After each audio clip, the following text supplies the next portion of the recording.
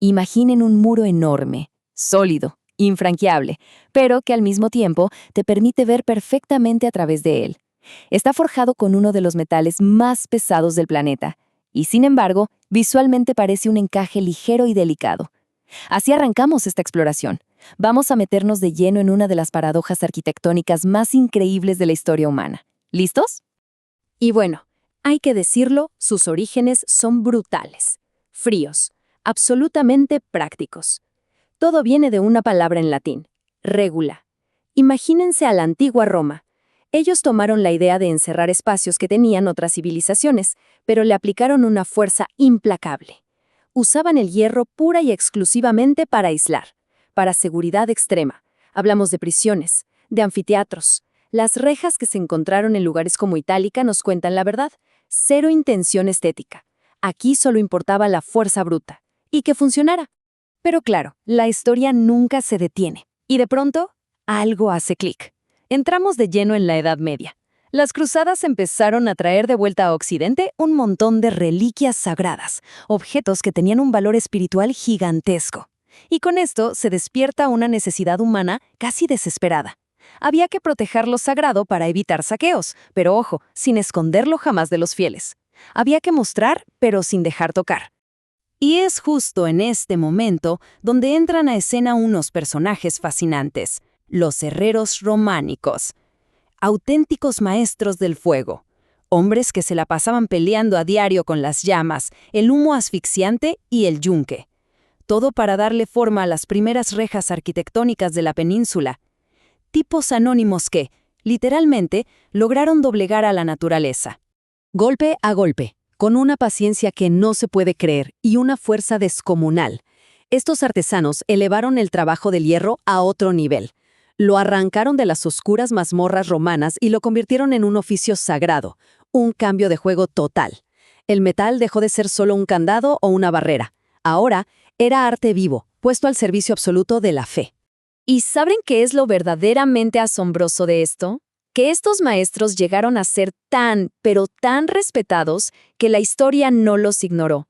Sus rostros, su inmenso esfuerzo físico y sus herramientas pesadas quedaron inmortalizados para siempre. Los tallaron directamente en la piedra dura de lugares como el Monasterio de Oliva, un tributo eterno a su devoción y a ese trabajo tan duro. Si nos detenemos a mirar de cerca estas tallas milenarias, como las que están en la portada de Santiago de Carrión, casi se puede sentir lo extremo que era este proceso. Imagínate el calor de la fragua quemándote la piel, el sonido de los pesados martillos de hierro cayendo sin piedad. Es pura fuerza humana bruta, fundiendo y dándole forma a la materia prima, hasta obligarla a hacer exactamente lo que ellos querían. Ahora bajemos un poco el ritmo, porque tenemos que admirar maravillas que lograron entre los siglos XI y XIII. A esto se le conoce como el encaje férrico, un milagro a nivel visual. Hacían estas volutas, piezas de hierro enrolladas sobre sí mismas, con una simetría casi matemática. Perfecta. ¿Y saben cuál era el gran secreto técnico? Que unían estas piezas pesadísimas usando solo abrazaderas y grapas. ¿Sí? Cero soldaduras. Nada. Imagínense el impacto al entrar a esos templos. El contraste visual era sobrecogedor.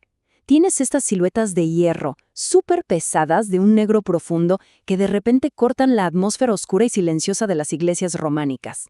La luz penetraba apenas por unos espacios pequeñitos, creando sombras increíbles. No solo era para decorar, esto le daba un misterio profundo, casi mágico, a los recintos sagrados. Pero bueno, la ambición arquitectónica no se detiene, ¿verdad? Avanzamos en el tiempo a los siglos XIV y XV, y aquí entra con toda la fuerza del gótico. Las catedrales de repente empiezan a estirarse vertiginosamente hacia arriba, como queriendo tocar las nubes, buscando la elevación divina. Y por supuesto, el hierro tuvo que ser obligado a elevarse de manera monumental, junto a la piedra. Fíjense en la magnitud del cambio. La típica reja románica pequeña de pronto explota y se expande en lienzos gigantescos. Aparecen de la nada las famosas rejas lienzo y rejas tabique. Estamos hablando de verdaderos muros monumentales de hierro que lograban cerrar coros enteros y altares mayores.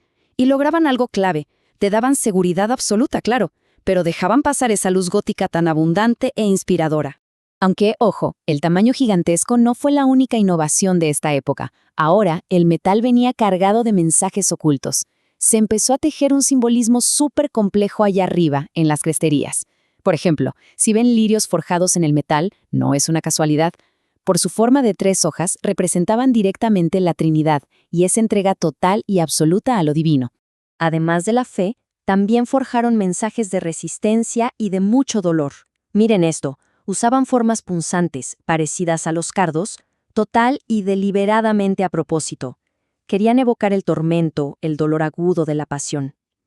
Y para rematar, coronando toda la estructura, ponían unas torretas de metal en miniatura, unas pequeñas fortalezas visuales que actuaban como protección para el alma contra las influencias del mal. Si ponemos ambas eras lado a lado, el salto cualitativo es innegable.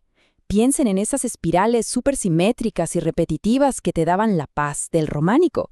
Y de ahí pasamos a un cambio brusco con las obras maestras del gótico florido. Estructuras de una complejidad abrumadora, caóticas pero hermosas, con barrotes retorcidos, hexagonales, en unas alturas de vértigo que literalmente parecían desafiar la ley de la gravedad. Pero, como todo en la vida, las épocas de gran esplendor terminan chocando con la realidad de la historia. Llegamos al siglo XVII y cae una severa crisis económica. Faltaban recursos, la escasez de metales era drástica y golpeó a toda la península ibérica.